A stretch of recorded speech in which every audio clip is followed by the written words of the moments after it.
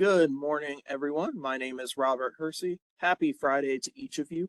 And on behalf of FATA, welcome to today's webinar titled Positive Opportunities to Belong, Effective Strategies for Engaging and Empowering Youth. This webinar is being made available through a collaboration between the Florida Department of Children and Families and FATA. Please note that as an attendee, you are in listen-only mode and are only able to view your name. Your webcam and microphone have been disabled. If you have questions at any point during today's presentation, please send them to all panelists by using the chat panel. The button to open the panel is usually located on the upper right side of your monitor. Please use the chat panel to send any questions you may have as you think of them. We will answer questions throughout today's presentation. Our audio is broadcast through the internet to your computer. If you experience poor computer audio at any time during today's presentation, there are a few options to try using the Communicate menu. For computer audio, click on Communicate menu, then click the Audio Connection panel. Click Disconnect. Click the Communicate menu and Audio Connection panel again, then click Call in using computer and follow the instructions. If you continue to experience poor audio through your computer, try using the I will call in option under the Communicate menu. The access code and event password will be posted in the chat panel momentarily. You must be connected to the audio of this presentation and view it on screen to receive a statement of credit. We are unable to verify attendance if you are not connected to WebEx via a computer or mobile device. Therefore, phone call only attendees are not eligible for a statement of credit or CEUs. The recording and materials used in today's presentation will be available on the FATA website within 30 business days. To access the recording and PowerPoint, visit www.fata.org, navigate to the Resource Center, and click on Training Library as shown on the screen. FATA produces many webinars and workshops through the support of the Florida Department of Children and Families. To help participants track credits earned through attendance, we host an online community that provides a personalized digital journal where participants can maintain statements of credit for webinars and workshops taken through FATA. A statement of credit and CEUs for up to 2 continuing education credits are available for participating in today's webinar. CEUs are available for persons licensed through the Board of Nursing, the Board of Clinical Social Work, Marriage and Family Therapy, Mental Health Counseling, and for persons credentialed through the Florida Certification Board. Completing the post-webinar evaluation is necessary to receive CEUs or to access your statement of credit. Please note that the evaluation will close at the end of the day on Wednesday, April 30th, 2025. At the end of today's webinar, you will have 3 opportunities to complete the evaluation: a link posted in the chat panel, a follow-up email from WebEx after the webinar concludes, and an automatic web browser pop-up when the webinar ends. To complete the evaluation, you will first need to register or sign into your account. Please ensure your name and email address match the name and email you used when you registered for today's webinar. Information you provide FATA as part of registering remains confidential. If you are a licensed healthcare practitioner, be sure to include your Florida license number for reporting to CE Broker when you register with our site for the first time. If you are certified with the Florida Certification Board or licensed outside the state of Florida, you do not need to provide your license or certification number when you register with our site. If you need assistance with account registration, login information, or accessing the evaluation, fill out a contact form on our website or email training@floridabha.org before April 30th, 2025. Please note that WebEx monitors the arrival and departure times of attendees and provides a report upon completion of the event. We are not permitted to provide a statement of credit if you do not attend the entire webinar, and we are not permitted to provide partial CE credit. Statements of credit will be posted within 30 business days after the evaluation closes in the professional development section of your FATA account. For licensed practitioners, CEUs will be reported to CE Broker within the same time frame. This presentation is intended solely for educational purposes. The views, opinions, Information and content expressed in the presentation are those of the presenters and do not necessarily reflect the views, opinions, or policies of the state of Florida, the Florida Department of Children and Families, FATA, or the Florida Behavioral Health Association. Attendees should note that sessions are recorded and published in various media. Our presenters today will be Laura Holley and Savannah Rodgers. Laura Holley is a subject matter expert in stress management and a certified master resilience trainer with the U.S. Army, currently serving as the Director of Training and Education for the Community Coalition Alliance. Laura has nearly 20 years of experience in prevention and mental health. She holds over 17 certifications in evidence-based curricula, a master's degree in counseling and executive leadership, and is co-host of the podcast The Brain Factor. Laura lives in Orlando with her husband and teenage daughter. Savannah is a youth coordinator at Community Coalition Alliance. With over a decade of professional experience spanning healthcare administration, education, and community outreach, Savannah brings a well-rounded, people-focused approach to her work. Savannah holds an Associate of Arts degree from Florida Gateway College. And now I'd like to welcome our first presenter, Laura Holley. Laura, I will turn it over to you. Hello, good morning. Thank you for that, Robert. I appreciate it. And I'm excited to be here to talk about this today. I did want to expand a little bit. I'm going to ask Savannah to do the same here in a second. The bios are sort of cookie cutter, but I wanted to fill in some of those blanks a little bit specific to this topic.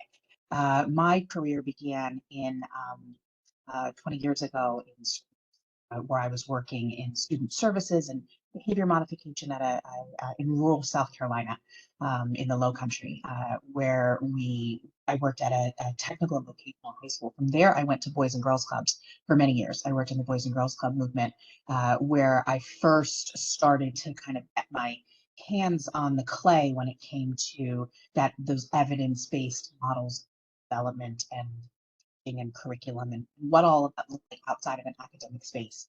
I also worked for 4-H for a while, freelanced there, and then my time with Department of Defense, first at the U.S. Marine Corps and then at the Florida National Guard, was all spent in youth services and family support services with youth programming, youth leadership opportunities, deployment cycle support, all of those things as well. And so there's this sort of rich set of experiences beyond a classroom. And I think a lot of times when we talk about youth development and this type of topic, it's very classroom specific. And you'll see some of that today for sure, because that's where you congregate, right? But they also congregate other places. So I wanted to kind of add that a little bit to the mix there. And Savannah, there was a few things that didn't show up in your bio as well, with your background. So if you wouldn't mind jumping in. Yeah, of course. Good morning, everybody. I am Savannah Rodgers, as Robert has already introduced me, but a little backstory with me. So it's almost 8 years, almost 9 years now. I was actually in the classroom setting. So I was in the school district for almost 7 years. And for me, they're really drawn to what I do now, prevention work, right? It bring out to you send these kids off to the guidance counselor or a admin or that kind of thing. And that kind of gave me the opportunity, like, what really happens with them after I send them off? I want to know. And that's kind of where I kind of took out. I'm like, I got to get out of the classroom. I love the classroom atmosphere, but at the same time, I want to push more, achieve more with these kids, right?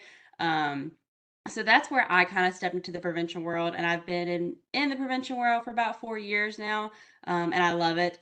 It gives me an opportunity not just to see my kids, but I get to see other kids in other counties and other coalitions and other those things. So I'm super excited about that. With that, like Robert said, I am the youth service coordinator for CCA. So I worked on a couple of things in my 4 years with CCA that I'm super excited about, and we'll talk, I might share them at the end, so you can check them out. We worked on escape rooms virtually. I went and my first year, I'll be completely honest, my first year I went to my boss and said, I want a TikTok for CCA. And they kind of looked at me like I had four heads, but I loved it, right? because that's where the youth are. That's where they're having those conversations, and that's where I want to be. Do I want to be a Gen Z or Gen Alpha? No, I'm a millennial. I'll be completely honest, but you know, I want them to have that interaction with me and to get me involved, right? So that's where I kind of stand in my bio, and that's where I'm bringing my expertise with Laura today on those things. So thank you, Laura. You also have littles at home, right? You Yes, have I do have. So I small will mention children. that I have a 4-year-old and a 2-year-old. So I don't have all the gray hairs just yet, but I've got some. So we'll talk Yeah, about that a little bit yeah. And later mine on. is 16, so we have living labs in our homes as well. So thank you, Savannah. I appreciate it. Thank you. Before actually let's talk about what we're going to talk about today, right? Positive youth development. This is evidence-based frameworks, and I can't stress that enough. That and Savannah and I have seen this even in our like big picture wise, short career. You're looking at 20 years, 15 years, whatever, right? You're like over the great time span of the industry. These are short snippets, and even in that short time, we've moved from like this is common sense, this feels good, this is what I've learned as a parent, or this is what I've learned on the ground, to actual research and evidence-based stuff when we're talking about prevention and youth development. And so there's some things that have come out of that greater movement that go into what is called positive youth. That's not just a phrase we pulled out for the title, it's an actual thing. We're going to define it, we're going to unpack it. There's a framework, there's a 5 C's model we're going to talk about, there's 4 domains, right?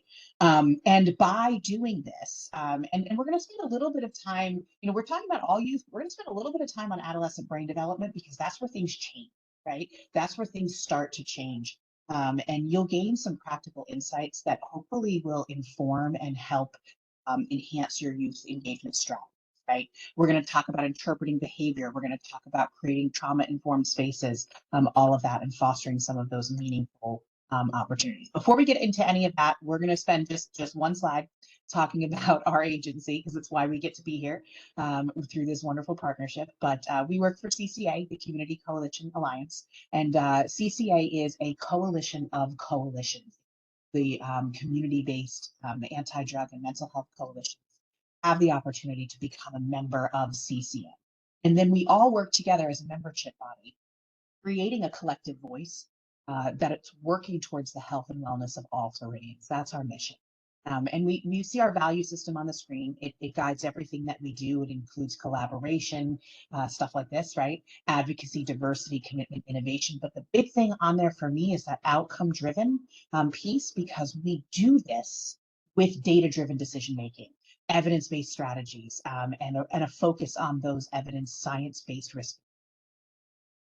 So we have 4 key roles that we operate in to accomplish this work. That is the membership body that I mentioned already.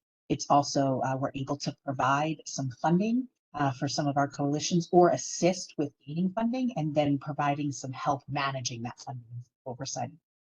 We do training and technical assistance. That's stuff like this, that's me. And partnership engagement. Very often when we're a collective on a whole, we're able to engage with our partners on a more meaningful level than we can as individual silos. And that helps us to leverage our resources, efforts, ideas, all of that stuff in a little bit of a. So that's who we are, who we work for. If you want any additional information, or you are a coalition or somebody interested in talking more about membership, ccafl.org is our website. Visit that, or our emails are on this, the beginning, the end. You reach one of us, you reach all of us. So feel free to reach out if you want more information about CCA or becoming. When we walk away today, our goals are that you will be able to identify those components of the 2 well-known evidence-based models for positive. That's those 5 C's and the 4 domains that I've already referenced. You will see those again. We will unpack it. We're also going to understand how those specific aspects of adolescent development and family impact the effect of some of those, right? And then we're going to learn how to create trauma-informed spaces for youth, kind of across the age. Okay, this is what it's going to look like. We're going to cover the 5 C's. We're in the introduction now. We're going to cover the 4 domains. We're going to talk about adolescent generations, best practices, trauma. I'm going to mention this again when we get to the end, but I don't want to confuse anything. Our last slide has a QR code for an evaluation. That's not required, and that has nothing to do with the evaluation Robert was talking about. It's not connected to your CEUs. That's literally just for me. So if you have time and you feel like it, it's helpful to us. If a few of you do it, would be tickled. So you'll see that again, and I will mention that again. That is just okay. Let's talk about what our common definition of positive youth development, PYDs, so we know what we're talking about. This is a research-based approach or philosophy that guides communities. And by communities, I mean geography, I mean an organization, right? However you're defining community, in the way that they organize supports and opportunities so that young people can realize their potential. It's not about a single program. That's a really important point that I want to stress. Positive youth development is not about a single program. It's also not about getting youth to change. It's about setting the stage. How do we create the environment and set the stage for young people to and it often requires us as adults to be the ones changing. That's the uncomfortable piece, right? So at its fullest expression, when we're talking about communities, positive youth development is undertaken by the entire community in collaboration with young people to create supportive and challenging environments, relationships, experiences that promote meaningful change. More often, it's an approach that's led by youth-serving organizations within the community and programs to improve their effectiveness and then co-create those better outcomes with and for youth. And you'll hear that a lot as we work through this material, that whole with them, in collaboration, right? Positive youth development. And we hear this in so many other things that we talk about. I mean, just on this platform recently, I think the last thing that I taught for this platform was the motivational interviewing. That was all about change and motivating someone else to make change, right? So we hear those elements show up other places. This is similar in terms of we're setting the stage, we're creating environments, we're putting things in place that allow for youth to thrive and make positive changes, and set themselves up for a productive life, versus expecting change or creating for them. And it's collaborative. There's a lot of moving parts here that have to go into positive youth development.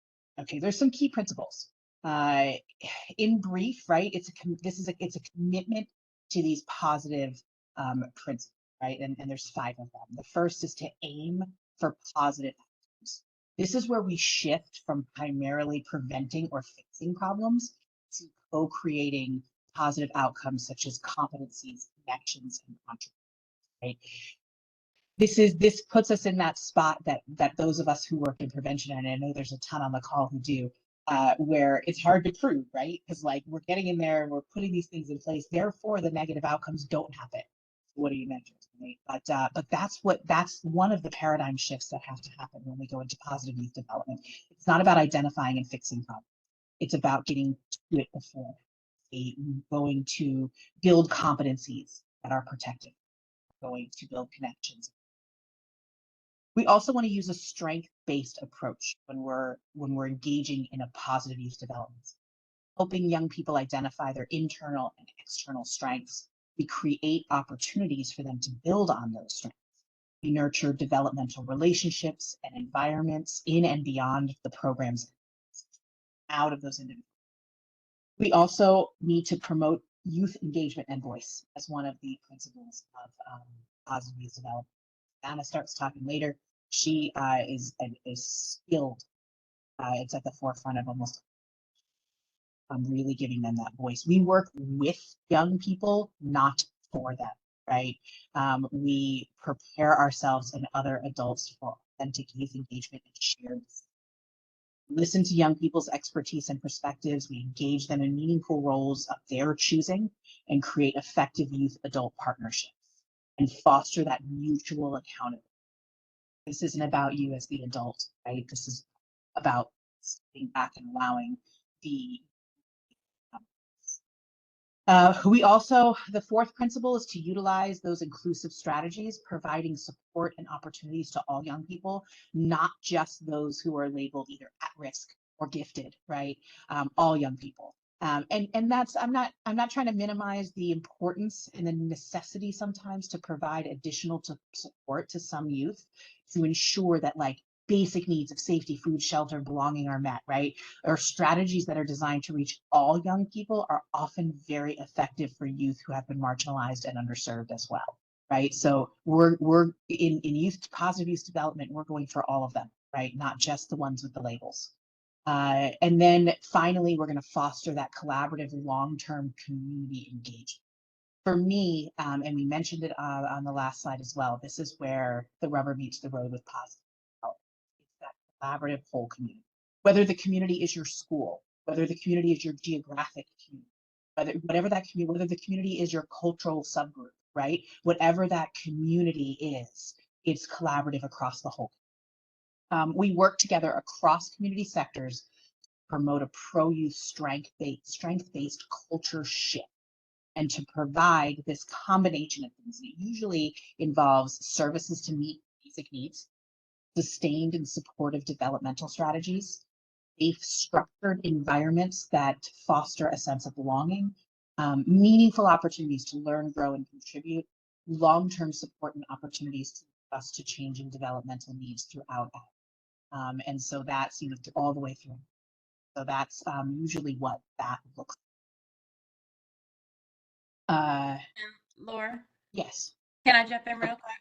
please do. Yep. So with that, like, right, we're as adults, we're looking at, what can we do? Because it's hard now to have those youth have that conversation with us to, let their voices be heard, right? And I think I'm more towards number 3. I really promote that because that's where I'm a hands-on type of person. I'm throwing my hands up now as I talk to you, right? And it's not in a mean way. That's how I speak. And that for them to promote the youth to have that voice, right?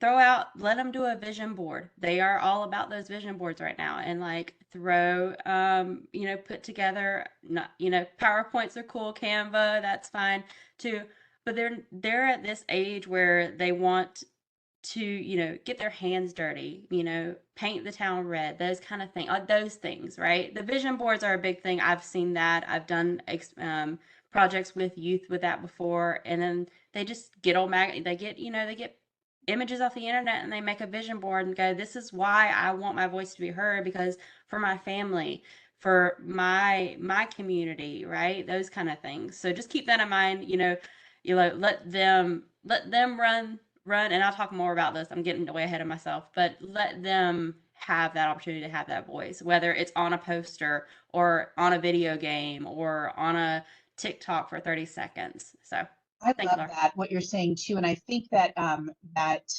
there are opportunities across each age, right? Like it's something like the vision board, right?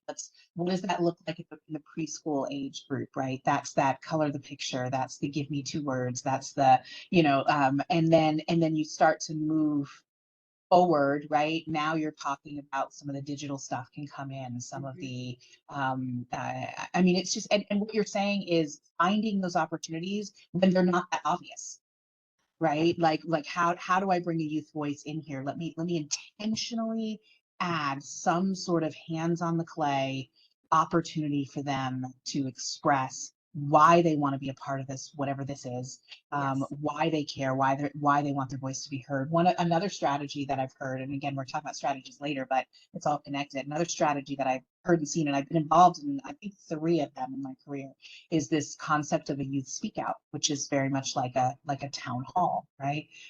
Where and again, across all ages, whether it's a poem, a story, a song, or just getting up there and talking, where the youth have an opportunity to share with the greater community what the issues really are that they're facing, what they care about, what they want, what they need. But this is where the positive youth development principles show up. Something like that, now you have to make sure that the adults are participating in all sectors properly. I went to one youth speak out where they had, it was a geographic community that they were sort of addressing, and they had the chief of police, had elected officials, the school board, and they had folks there, and they weren't allowed to talk. They were not allowed to talk until it was completely done, and they were encouraged to simply praise the youth for shared, right? Because it wasn't about them. It was about them hearing and not talking, right? So that's one example of so many we could give about what that collaborative, strength-based community together really looks like. So thank you for that, Savannah. I appreciate it. Now, theories of development, right? So this all kind of goes into some of the research of the body of research that has gone into youth development, right? So one of the, let me just, this slide builds, but I'm just gonna put it up there, okay. Something like Maslow's hierarchy of needs, which I'm gonna talk about what that is in case you don't know, but answers the question, what do we need to thrive? We've heard that already when we talk about positive youth development. It's creating environments to thrive. What does that mean? What do we need to thrive? We'll talk about that in a second. And then Bronfenbrenner's ecological model of development, which I'll also tell you what that is in case you don't know, it answers the question, how does development occur? So if we're going to need to thrive, we need to know what that is. And if we're going to want to develop, we need to know what goes in. How does that occur, right? So one of the theory essential to PYD is Maslow's, right? He was concerned with that question of what individuals need in order to and most of you are probably familiar with this. It's something we all learned kind of in undergrad or even in high school, right? That hierarchy of needs where those basic needs are at the bottom. It's a sort of a triangle. The basic needs are at the bottom, right? Food, safety, water, shelter. And then it grows from there. Sense of belonging, right, is a fundamental need. And then beyond those fundamental needs, once those are met, and only once those are met, when we have food, water, shelter, safety, sense of belonging. Now our stage is set as an individual to have the opportunity to be able to contribute, be able to understand and meet basic requirements of our environment, right? Be able to see the beauty and in our environment, be connected to that, and then to realize our full potential. That's sort of the tip of Maslow's hierarchy, is that's and it's a status not everyone is able to achieve, right? But realizing the full potential is the ultimate in thriving. That's what goes into it, all of those basic needs. So when you're looking at your community and you're looking to see, can we create an environment and set the stage for positive youth development to be part of what defines who we are, you're gonna have to look at things like food, shelter, you know, finances, all of that, because you can't get there without that, right? Children and youth who don't have their primary needs met are preoccupied with survival, and they're unable to focus on learning or engage in other social interactions. So we need to attend to those foundational needs if we want to offer meaningful opportunities for development. We could be offering meaningful opportunities all day long and not have an impact because children are wondering where their next meal. That's it in its basic. And then moving to the next part, right? And then how does development occur? Okay, now we've got the basic needs, right? We've got everything in place that we need to thrive. How do we then thrive, right? How does development happen? And this is Bronfenbrenner's model of development. It's not solely an internal process. It's not like all your needs are met, here's your opportunities, why aren't you taking advantage of them? Why aren't you better? Right? That's an archaic way of thinking. It's not just an internal process. Development occurs through the interaction and the individual's interaction with social. Young people grow up in families, peer groups, they have schools, they have work settings, then they have neighborhoods, right?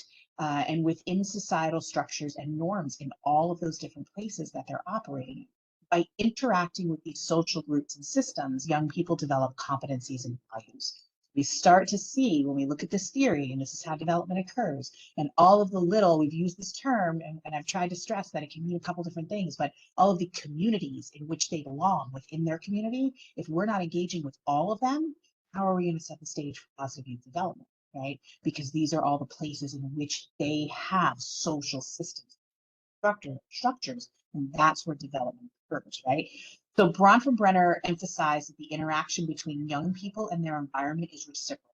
It means that development does not just happen to us. We're actively involved in shaping our own development. Youth are participants, not just recipients.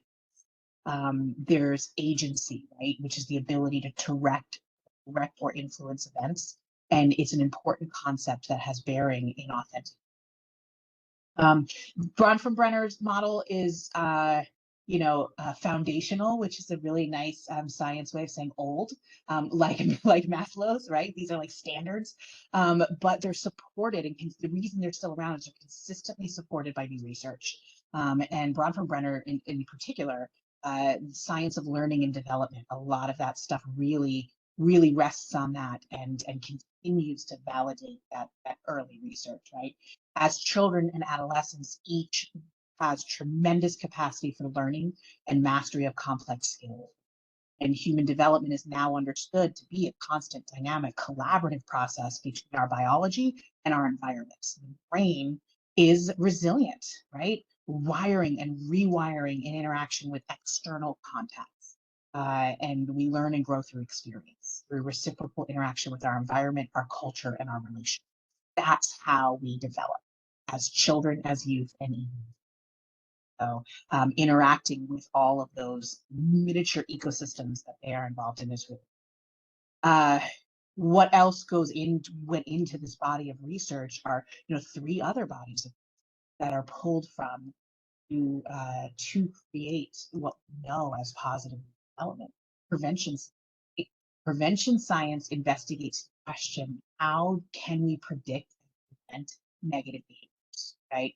That's where we talk about identifying risk factors, conditions that increase the likelihood of negative outcomes, and protective factors, which buffer against those negative effects. Prevention science is one of the foundational pieces of positive youth development, of intervention and programs, right? Also, resiliency research. I am a student of resiliency, master resilience trainer, and I have been for many years.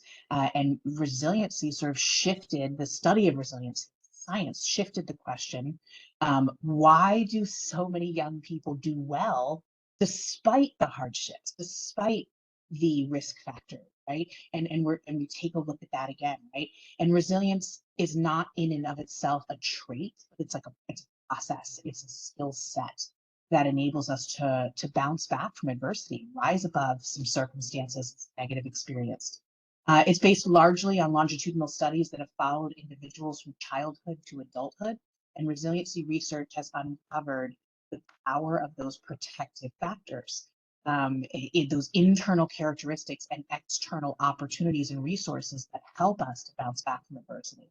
And it has shown us the profound impact that protective factors can have on children who are experiencing either one intense or multiple risk. That's gone into that positive youth development body of research as well. And then finally, the youth development research itself, right? That answers the question, what makes young people thrive? And we talked about that with some of those foundational models, right? But this question continues the shift towards strength and positive outcomes. And it also focuses on all youth rather than the at-risk. And so that's a big shift in positive youth development. So that's important. So we've got prevention science, which is how do we predict negative and how do we predict and prevent negative? Resiliency, which is, okay, even when we do that, why are some of them just doing okay, right? What went into that? And how do we then harness that and do that with potentiality? And then the youth development research, which is how do they thrive, right? How do we make them thrive? It's not about survival, it's about thriving. And so those are the three intervention points for positive youth development, which then led to the 5 C's of positive youth development, right? It's a framework. It was developed at Harvard University, and we're going to unpack that here. Okay, so the 5 C's of positive youth development, the framework outlines 5 psychological, behavioral, and social characteristics that indicate that youth are free. And we're going to talk about each one: competence, confidence, connection, character, and compassion. Other thing I want to talk about is, I know this says 5, but when those 5 are in place, we see this sixth C, easy for you to say, right? Show up, which is contribution. And that's that same kind of concept of like, once this is taken care of, it opens us up the capacity of a human being to reach this next level. And that's what happens here in positive youth development. Once these 5 are functional, showing up, it increases the capacity for young people to then have quality contribution. about what that means. So let's unpack them. Okay, so the 5 C's of positive youth development, you see them here. Okay, competence, this first one. We're going to talk about competence, right? Positive view of one's actions in specific areas, including social, academic, cognitive, health, and vocational. Social competence refers to interpersonal skills. That's where we talk about our conflict resolution and our communications. Cognitive competence refers to our cognitive abilities, right? Our decision-making skills, our goal-setting skills, and those types of academic competence, of course, is school performance, right? As shown in part, by school grades, attendance, test scores, right? Those things are easier to measure. We tend to go there, right, when we need to pull data. But it is one of the measures of competence, right? And health competence, right? That involves using nutrition, exercise, and rest oneself fit, right? That's that awareness and intentionality in those areas. And the vocational competence involves work. For young people, it might be, their again school-based performance, but more of the habits, the study habits. Or get home, it might be, are they taking care of their things as chore-based, right? Or when they get older, the exploration of future choices, career choices. Effective entrepreneurial skills might be one instance of vocational competence. And this really leads us nicely into a conversation we're going to have about allowing them leadership opportunities. And then you see so many organizations like Girl Scouts, right, is the first one that comes to my mind, which really provides a lot of ability to have entrepreneurial skills, try out to have. So those are the areas of competence, right, that go into moving on to confidence, right? What is that? It's an internal sense of overall positive self-worth. And this one gets complicated in adolescence. It gets tied up in body image, appearance, right? But it's not just about that. It's self-worth. It's what you're bringing to the table to have confidence in their skills, in their abilities, in their capacities, right? And this goes back to what we were saying before about, we're working with them, not for them, because if we've done everything for them, they're not going to have that C. That C is not going to be there, the confidence in their ability to do things by themselves, right? We've got to give them the opportunity to in order to then build that confidence, that competence and that confidence. These things stack up against each other.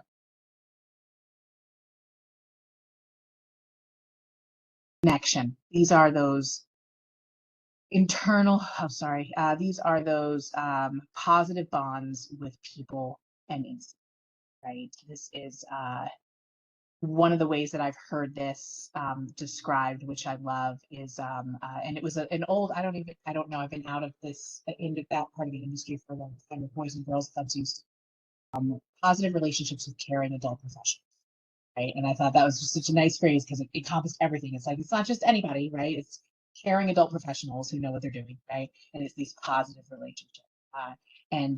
But this is also positive bonds with institutions, right? Which goes to that sense of belonging.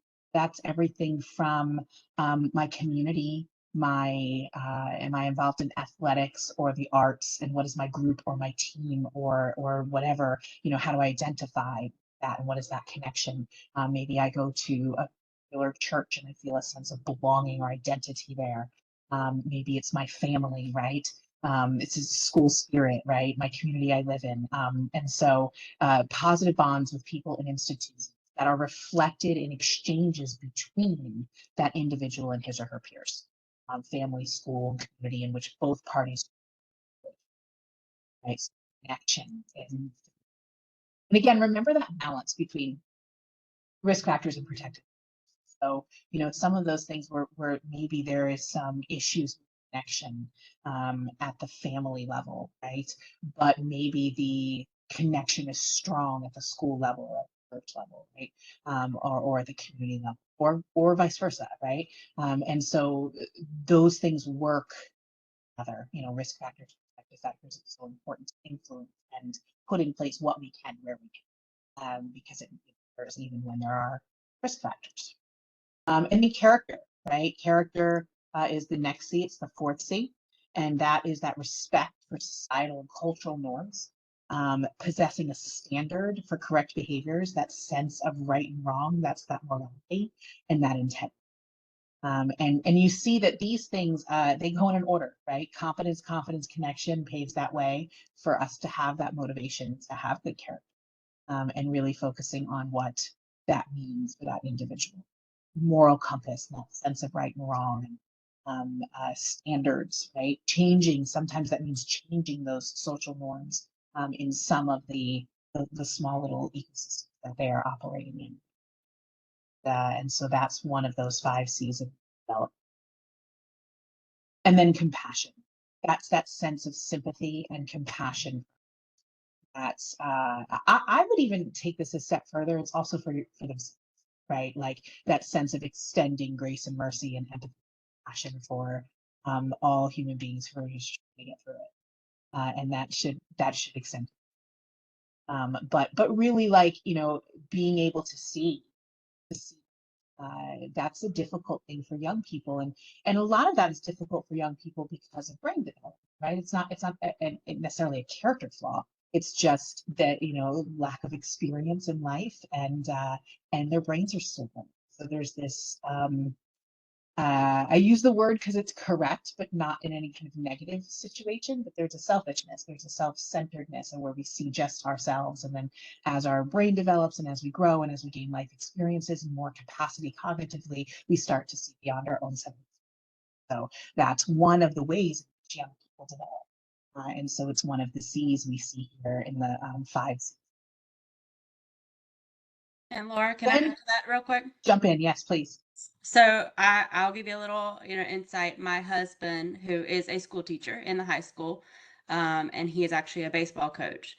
This is where he, like, when they're doing fall ball, summer ball, and then tryouts come out right before beginning of February, give or take, right? He's looking at these and he goes through. I mean, we've had that conversation at the dinner table all the time. I'm like, all right, what's the 5 C's? What are we, when you're looking at this kid, are you looking at all 5 C's of this? And he goes through, yes, because this kid came out, a summer ball, fall ball, and now is trying out, and he's given everything he's got, right? He's making those connections. He's staying up, after tryouts, or, after the time is over, he's picking up all the trash off the ground, throwing it in the trash can. Like he's looking for the well-rounded kid, has all these 5 C's in front of him, and he kind of, like I said, he has a little clipboard and he literally goes, okay, yes, he's making that mark. So that gives you kind of an example of, what Laura's saying. I love that so much. So Savannah and I both married athletics coaches. My husband is a football coach, and as you were saying that, I was thinking too, like, what a great example of the collaboration in a community. Right? Because like, if you're in the schools, and I'm not talking athletics, I'm talking like, in the academic side of it, Yep. right? Maybe you're working on competence, right? Some of those social services or student services pieces, maybe like we look at the school as the community, right? Maybe some of the guidance counselors and the some teachers as well, but like there's a subset, right, where we're working on that confidence piece, right? And then the school itself, or now in this case, the team they belong to, is creating those connections. So now they've got that sense of pride, like I'm a baseball player at this school, I'm a football player at this school, right? I'm competent because I'm on the team and I'm playing. I'm confident because I'm getting praised and I'm part of this group. My connection is there. So what then do the athletic coaches need to work? What is their corner of the world when it comes to positive youth development? They're in compassion, right? So it's like, okay, here's how we behave as a baseball player that represents this, right? So we're pulling on the connection and the confidence to say, now you have that obligation to have that moral compass, represent this team that you value with the C connection well, which helps you then develop your C character. And then we're looking at, then going into that compassion for and that's where what you were talking about, like picking up the trash, care of Yeah. the environment that they're in, right? And maybe even helping develop the new player on the team, like whatever that looks like, right? So I love you're saying, like, looking at those 5 C's when you are responsible for young people, saying, what are they coming into this situation with? And maybe they all are coming in with the same thing because they had to have that in place in order to get into this. Yeah. Maybe one kid has it and one kid doesn't, but really looking at, are the 5 C's in place and where do we need to focus? I think it's a great way to use that tool. Oh my gosh. And then when that is in place, we start to see contribution, right? And this is, again, going back to that example that Savannah and so athletic team have those one or two that are really like that are able to move on to a conflict. When those 5 attributes actually lead to things.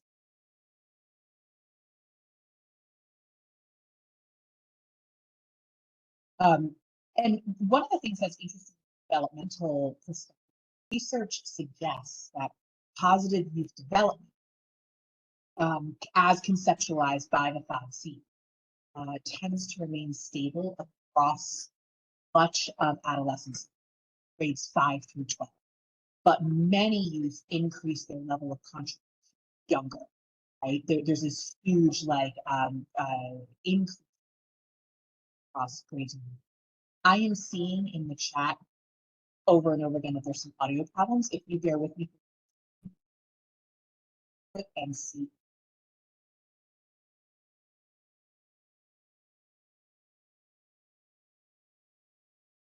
Okay, is this any?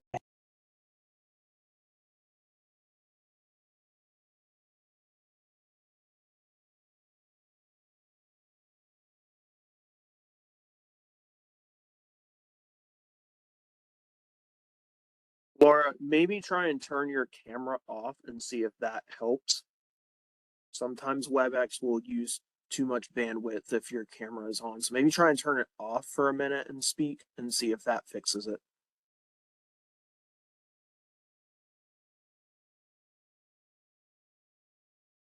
Also, I think you also changed your mic to one that's not working, so you'll need to change it. Yeah, I changed it back. I got a little alert that said that. Is this okay right now? Yes. Let it go and we'll see what happens. Okay, great. Let me know if that changes. So thank you for those who jumped in and said, no, we can't hear you. But what I was saying for contribution, right, is that the research does suggest that even though like this contribution, when they've reached contribution or they're engaging in contribution, it's pretty stable across the adolescent years, those grades 5 through 12. But where it really increases and kicks in, and we're seeing that exponential sort of growth and development in the area of contribution, that's across grades 1 through 4. Grades 1 through 4. We're talking 6 and 7-year-olds, right?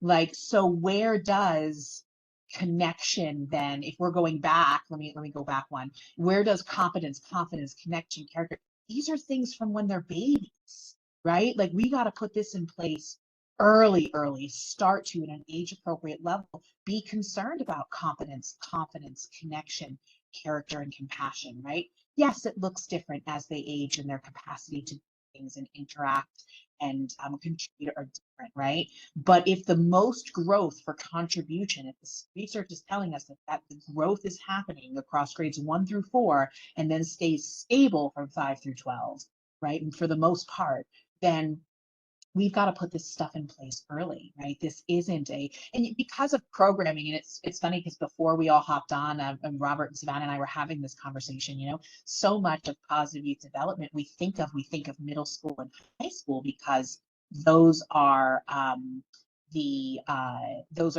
programming years, right? Now we're doing programming, we're getting involved in things on our own, and we're joining teams and all of that. So when we talk about youth development, very often our brains go there. But there's some foundational stuff that has to be in place earlier than that in order for them to be able to thrive and grow and develop in these opportunities that reach them when it's a double-edged sword. It doesn't mean that a child who didn't have that early can't then benefit from and thrive and develop and grow when they're older.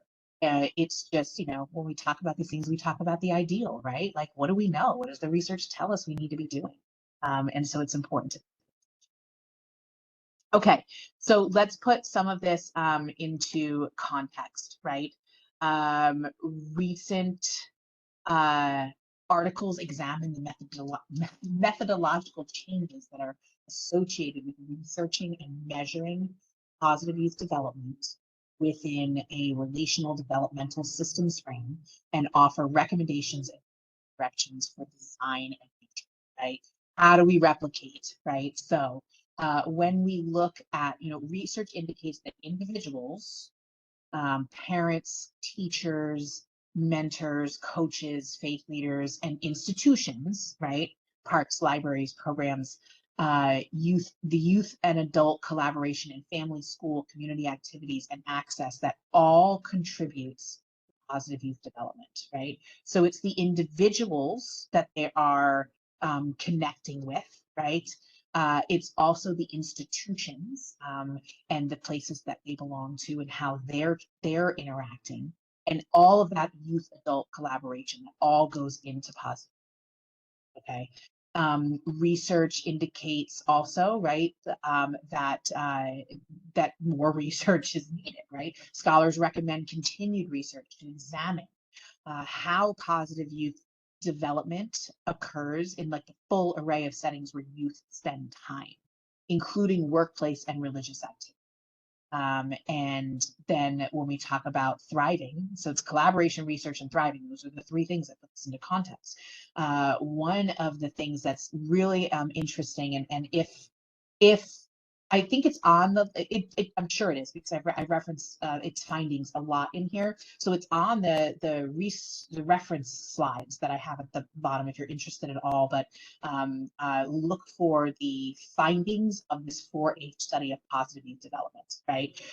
Because the findings of that study, that was a longitudinal study that was groundbreaking positive youth development, validated today. And it was about 10 years ago, maybe a little bit longer, but it provided that empirical support for the 5 C's model, right? By offering insight into what constitutes positive youth development and which individuals and contextual factors contributed to adolescent thriving. It was the birth of positive youth development, really. Look at it, because it was the first legitimate longitudinal research-based initiative that supported all of this. And so if you're not familiar with that study, definitely look on those reference slides at the end and just take a look at that. There's a lot of really, really good information in there. And it was a wonderful organization to sort of spearhead that because,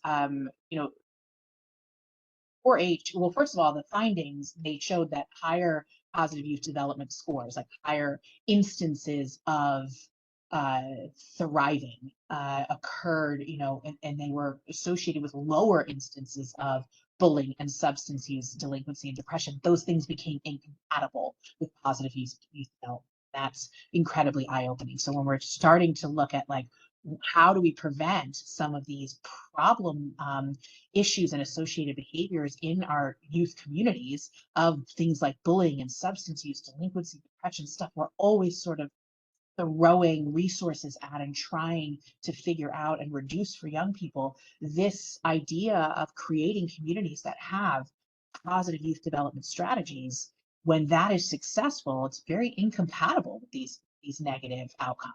So that helps a whole lot. Savannah, I want you to chime in here because we talked a lot about like what our perceptions of an organization like 4-H is, right? Depending on like, because like for like you and I are, we joke about like I have a teenager and you have littles, but we have a lot of very different sets of experiences that kind of make us a well-rounded team. Like I was raised and spent a lot of time in the Northeast in urban areas. It's where I was, raised and grew up and stuff. And so for me, 4-H was I didn't know it. It was just agriculture, right? And so like, but you were saying it was totally different when you're seeing it in those rural communities. So talk a little bit about that. Yeah, of course. So I am in a rural community, born and raised, and been here all my life, right? And if you ever say 4-H in this count in the county I live in, they're gonna go, "Well, I don't deal with animals, or I don't like plants, or I don't, that kind of thing."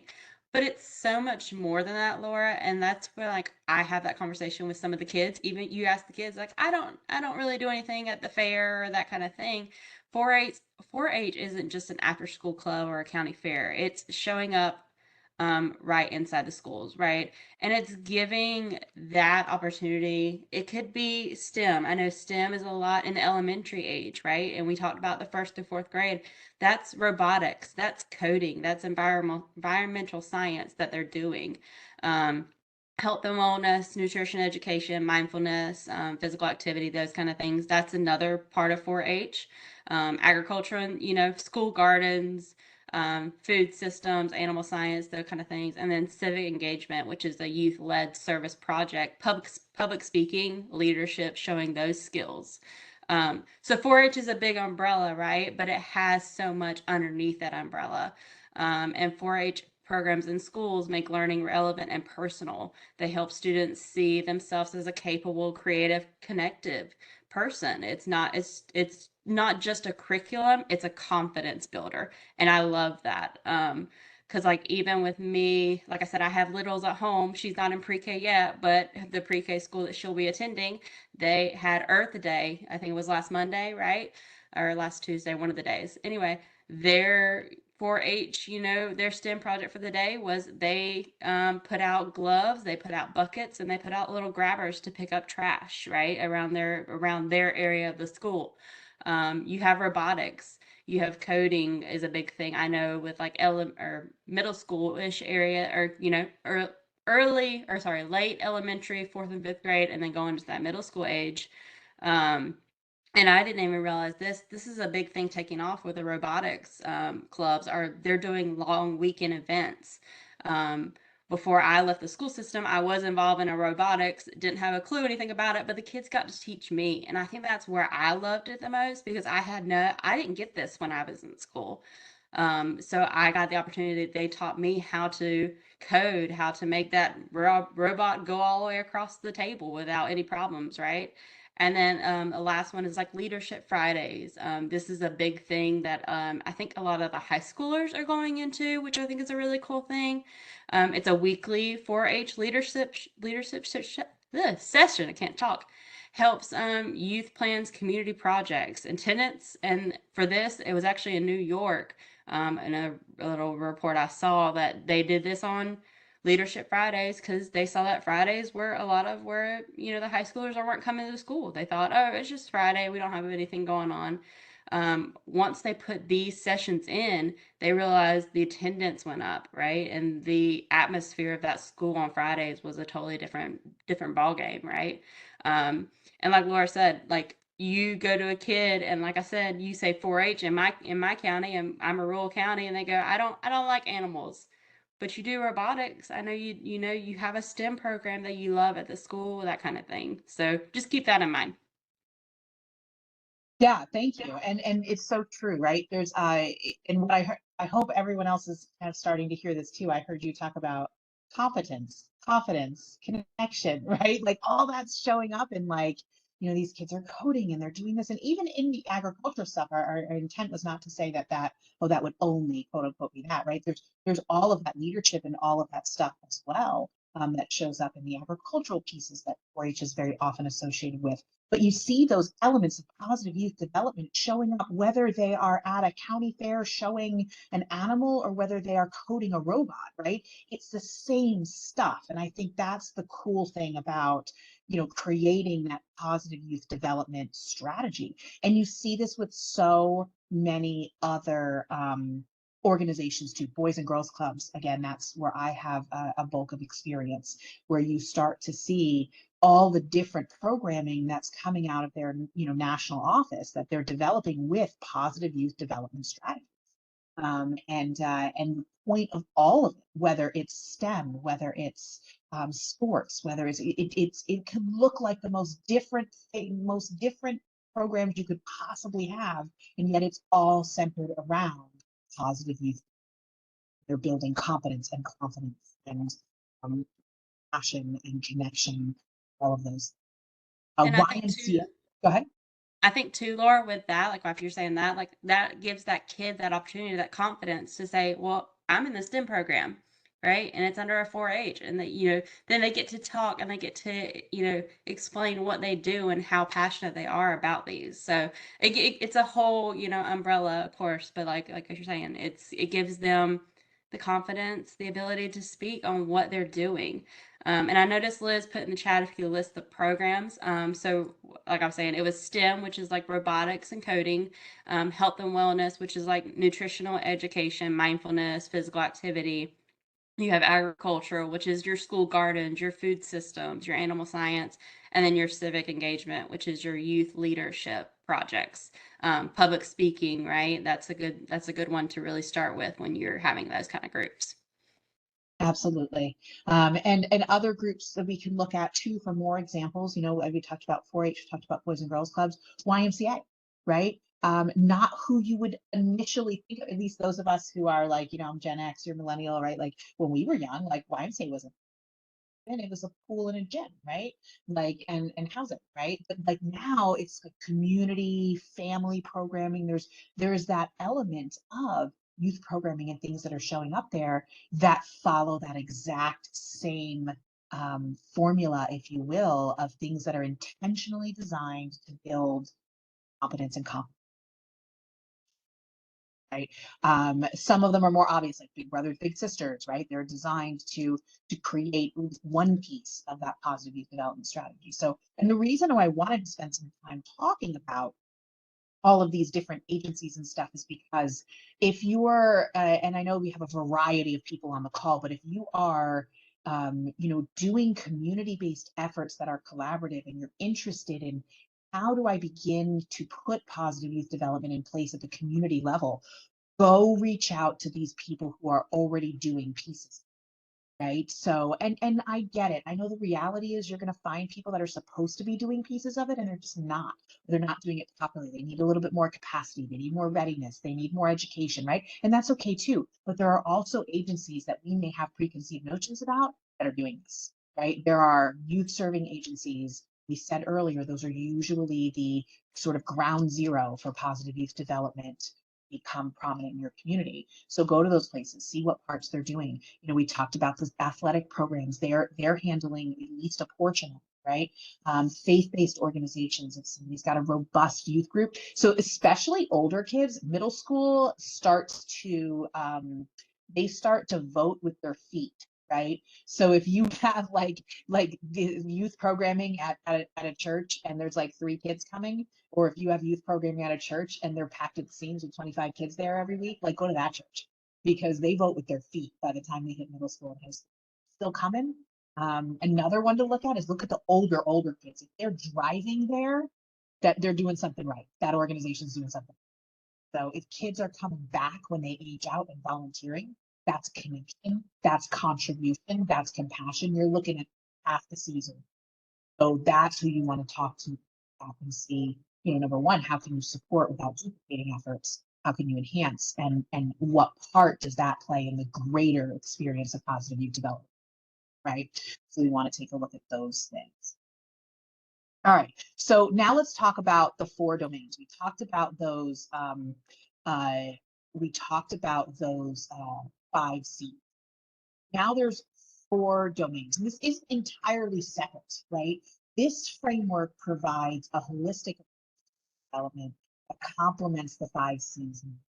So this happens also, right? This emphasizes creating supportive contexts where young people can develop assets, exercise agency, which we talked about, make those meaningful contributions, and benefit from those enabling elements. So this is the context of the 5 C's. So breaking down sort of what that looks like. Okay. First one, assets. These are resources, skills, and competencies that help youth to navigate life challenges and achieve goals. So this includes both those internal assets like person and external assets like supportive relations, right? So if we're trying to build up the 4 domains and we're trying to make sure those are present, these are the types of things that we have in place. We want to be teaching life skills. We want to be making sure resources are being, right? We want to make sure we're talking about problem solving and anger management and stress management. All of those things are showing up in sort of the well-rounded offerings that we have within the community that we're working. Then we go to agency, and this is the one that, you know, Savannah has talked about and will talk about again. And this is the ability to make decisions. This is the voice, right? Because having the voice in your classroom or in your, community center or your whatever, right? That's going to give them the ability to make decisions about their life. Make no mistake, that's the point, right? Like this is the leadership that they need to thrive in life. They're going to get in a micro version in what you're offering, right? So when they build agency in their life, that this is their ability to make decisions about their life and then to act on them. This empowers youth to shape their own developmental path, and it builds a sense of control over their future. This is where the shift happens, where things aren't happening to them, where they have a measure of control over shaping their own. And that's such a divide that goes back to, we work with them, not for them. And then contribution, again, that shows up in the C's and in the 4 domains, right? These are opportunities for youth to participate. Oh, I don't see the full chat, but I see these little bubbles that come up, and Jeff said something that was just golden, that it can be linked to, as they get older. It went away, but she said something about like opportunities to earn money, right? Like career choices, like not only do I have something to contribute and I'm making decisions about where I want to go, but this is something that I have competence and confidence in enough to get paid for, right? Whether that's something as simple as babysitting, right? Like what's the competence there? Responsibility, right? Maybe whatever it is, and then I'm confident enough in that to then go out and secure job opportunities myself in that area, right? I love that. I hope I did the comment justice. It was there and then it was gone for me. I know it's still in the chat, but thank you for that. And then contribution, right? So we saw this before. We see it come up again. I think we even see it a third time. But this is opportunities for youth to participate, lead, and influence their communities. Again, the reminder that a community can be a group, a community geography, but that voice and that opportunity to lead, such a critical sort of linchpin moment of positive youth development. That's where everything changes. And so it's incredibly important to have those opportunities in place. And then environment, right? This is the enabling environment, the social, physical, and policy context that support positive development. This includes having safe spaces, supportive policies, and communities that value youth voices. What do I mean by policies? It could be as simple as having really good problem solving and conflict resolution or bullying policies in the schools, right? That don't just default to that sort of zero tolerance that we know doesn't work when youth don't have voice and can't even verbally defend themselves, right? So where we have those safe spaces, supportive policies, and then overall communities that value their voice. That's important. Research shows that programs addressing all 4 domains, have greater impacts on youth outcomes than those that are just focusing.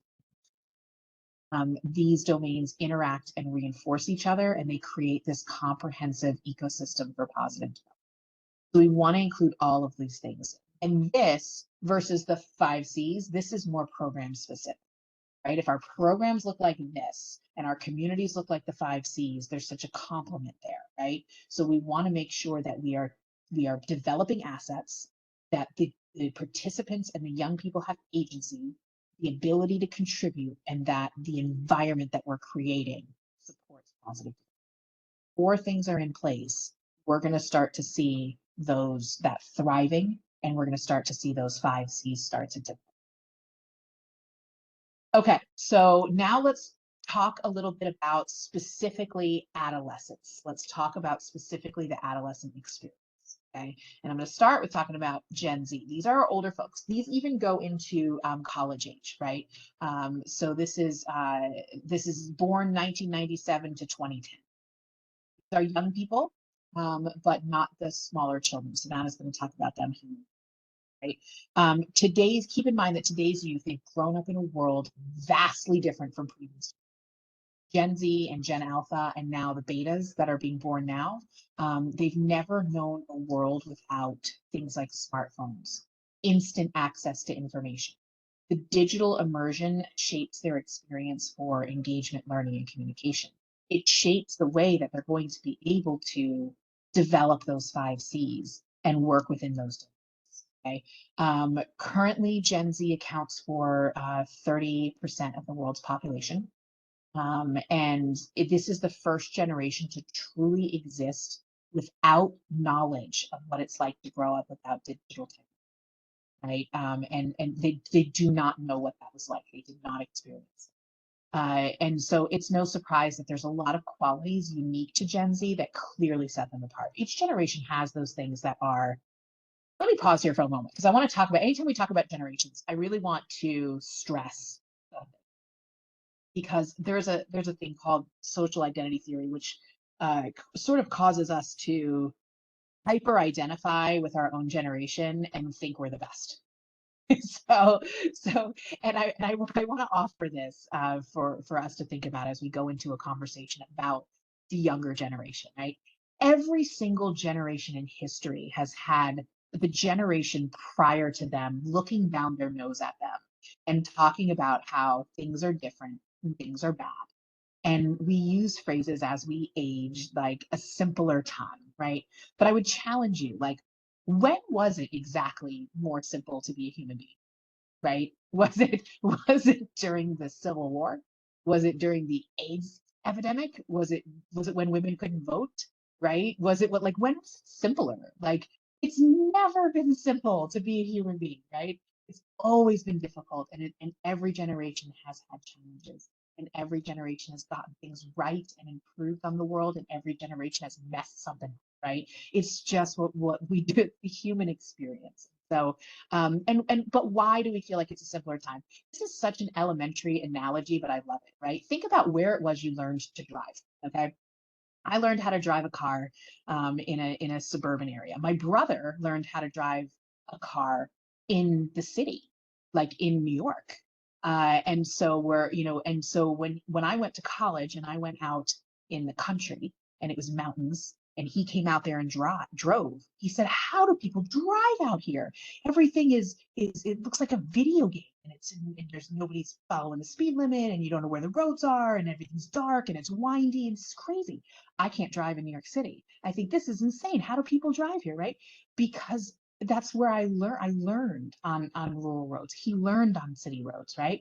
So where did you learn how to be a human being? What year? Right? That's going to feel simpler to you, right? Because it was your foundation. And so I think that's where we get this idea that it was a simpler time, because it was simpler for you, and you were younger and you didn't have bills and the same stress you have now, and you got to be a young person. And so it feels like a simpler time to us. It's what we know, our generation, and where we grew up, and when we were thriving adolescents, right? That was our time. Everything else feels a little bit like we're living in someone else's world, and because we are. And it doesn't mean it was a simpler time, right? So I just wanted to give that little soapbox perspective before we get into talking about how very, very different Gen Zs and Gen Alphas, and eventually betas. We'll have some research on them down the road, because they're just being born right now. But when we talk about them, they're so different. They're so different from previous generations that it would be so easy to have stigma, and it would be so easy to judge. And the jokes are funny, right? But when we're talking about positive youth development, we have to have that perspective, right?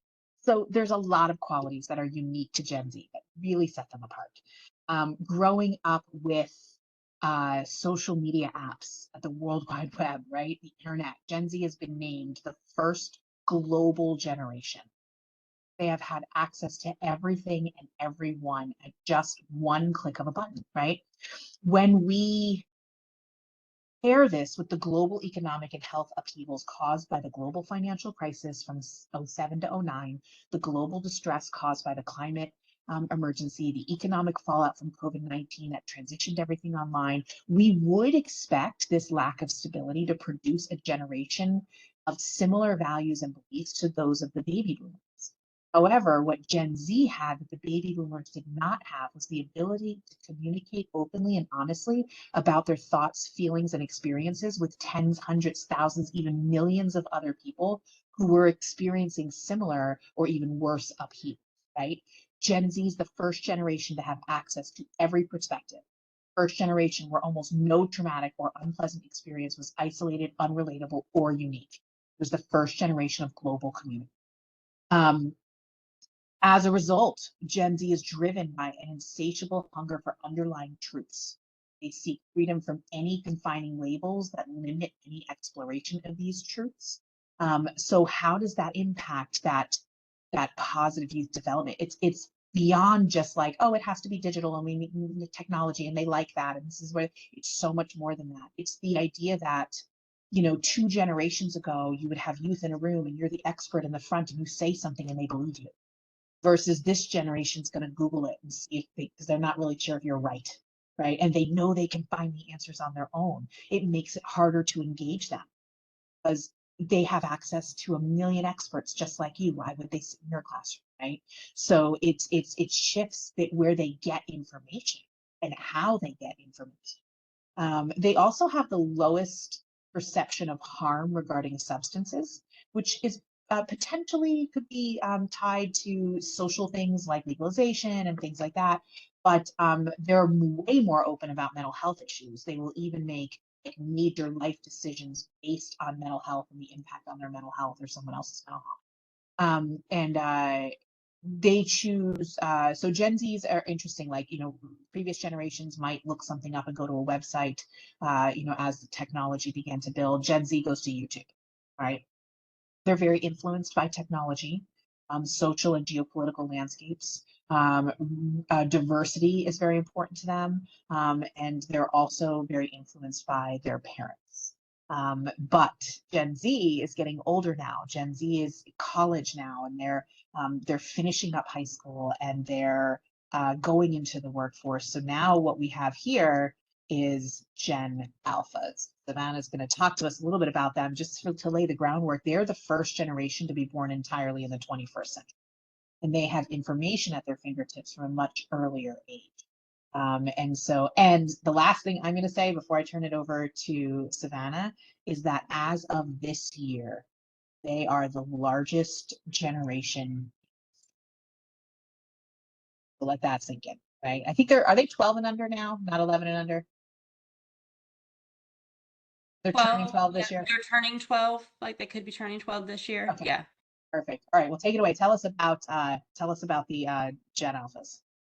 Yeah. So like Laura said, they're the first generation to be born entirely in the 21st century, which is mind boggling, right? It's something, and having 2 alphas at home. So this is always a fun little topic for me to have. They have information at their fingertips from a much earlier age, other than other generations.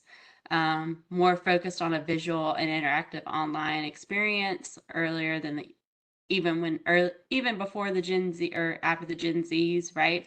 Like I said, I have a 4-year-old. She'll be doing kindergarten next year, or pre-K next year, and I had to do all the paperwork. And it was mind-boggling when I had to sign the paper saying they could be on the computer doing sites for school, right? And I was like, wow, that's where we live in. They have the computer, they have technology in their fingertips already as soon as they're born, all the way to going into school, right? And it blows my mind because I see it, I deal with it, but at the same time, I'm like, wow, this is the generation we live in. And so with that, like, they're pandemic kids, and I hate to say it like that, just because one, I have 2 babies. I mean, one was born in 2020 during the pandemic, so that kind of throws different situations out, right? The social isolation, it early impact of pandemic led to canceling play dates and going into virtual school.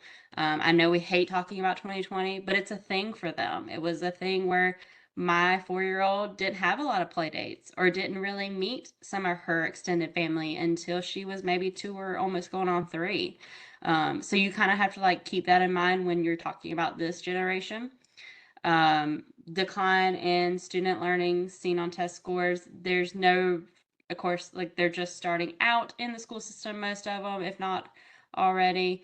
And we don't have all that data just yet, but it's showing a decline. Another thing I did see is that their attention span is at 8%, which is scary but understandable, just because like the Gen Zs, they had TikTok, they have Reddit, they have Twitch. I mean, they have all these different sites that they're looking at. And I kind of laugh because the problem with Google is there's so much information that is not correct. And as a millennial, my saying was, when in doubt, Google out. Until I had a elementary school kid come to me and go, well, we don't Google anymore. I'm like, well, what do you do? And that we TikTok or Instagram Reel. And I'm like, okay, so we need to make a new slogan for that, right? It's not when in doubt, Google out anymore. And then like I said, shorter attention spans at like 8 seconds, if not earlier. Higher rates of anxiety and depression is shown. It's sad, like I said, they're 11, almost 12 and under at that age, but they're seeing a decrease in that. And funny with that is, FaceTime was not a thing this generation knows. My 4-year-old comes to me and can I FaceTime my cousin who's not in the state, in a totally different state? They have that communication there at their fingertips where we don't have to get in the car and drive all the way over, right? Another thing, technology, iPads, tablets. I hate to say it, but my 4-year-old has a tablet, and she has time limits, of course, but it's there. But they are able to use an iPad or a tablet before they can even write their name. They're comfortable saying, "Hey Siri" or Alexa or Google before making complete full sentences. And I hate to say it, but again, my 4-year-old has that, where I have a video of her saying, "Hey Siri, play, Cocomelon, song." And if you don't have kids at home, don't worry about it. You're missing out on a fun time for sure. So, and then the cultural reference, growing up with YouTube influencers instead of cable TV. I always laugh, and I told Laura this about a month ago. I sat in front of I think it was like a early elementary, so maybe 5th grade group.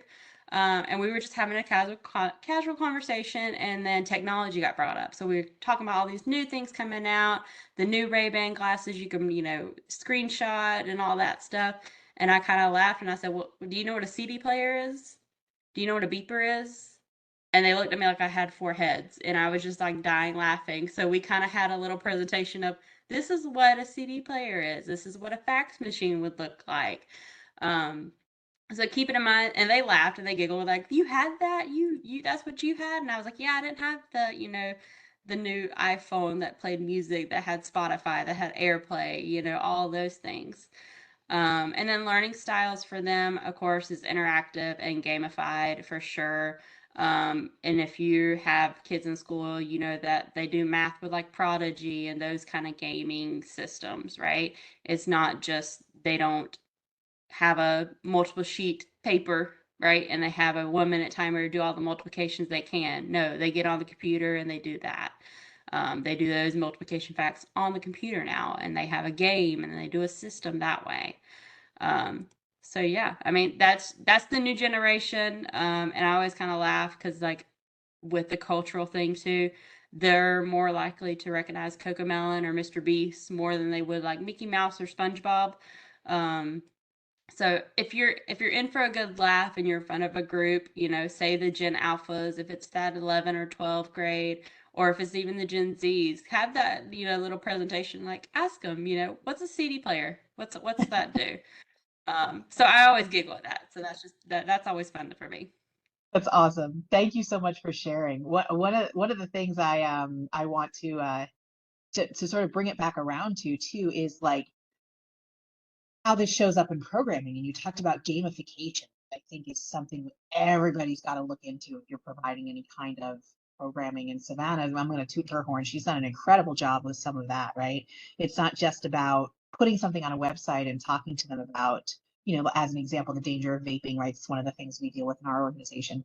She made a virtual escape room that they can interact with, right? She made a ton of them, but that's one example, right, of how when you're trying to reach a specific age group, you really have to look at how they learn, and that is based on the influences in their generation, right? One of the things that also has to guide how we're engaging with them and how we are um, uh, providing for them is, if you look at a lot of us, at the ages we are now, which is like anywhere from, millennial to boomer, that are providing these, that are typically the ones providing these services, right? When we looked at something like, I don't know, let's talk about like bullying, right? If we're doing a program on bullying, we would talk about bullying and then we would talk about cyberbullying. It's separate, not separate anymore. They are moving seamlessly between these digital worlds and these real worlds. Way back when social media first began, right? We would have conversations with young people that looked a lot like, well, that's not real. That's online. And online isn't real, right? It is now. We have to let go of some of that, those things that are true for us that are not true for them. Because it used to be you had a world without social media, and then social media entered your life and it was fun, and maybe you got wrapped up in some stuff and you had to remind yourself that wasn't real, and we had to remind young people that that wasn't real, right? But now they've never known a world without it. So that means that their interactions virtually that have just as much impact and mean just as much in their social structures and help just as much or hurt just as much as something that happened face to face or in person. And that was not always the case. And so it's really important to know that this is very, very real for them. It's not supplementary like it might still be for you, right? So if somebody says something harmful about them on social media or shares something harmful, it's just as if they said it to them. And again, that did not used to be. And everything has an app. That's another thing too. If you're doing youth development strategies, look into like what apps you can use, and you get your own app, right? That's becoming more and more common, right? And having technology-based ways to interact. We talk a lot about making sure they have a voice. That voice might be a virtual one. It might be a digital one. It might be app-based. It might be texting, right?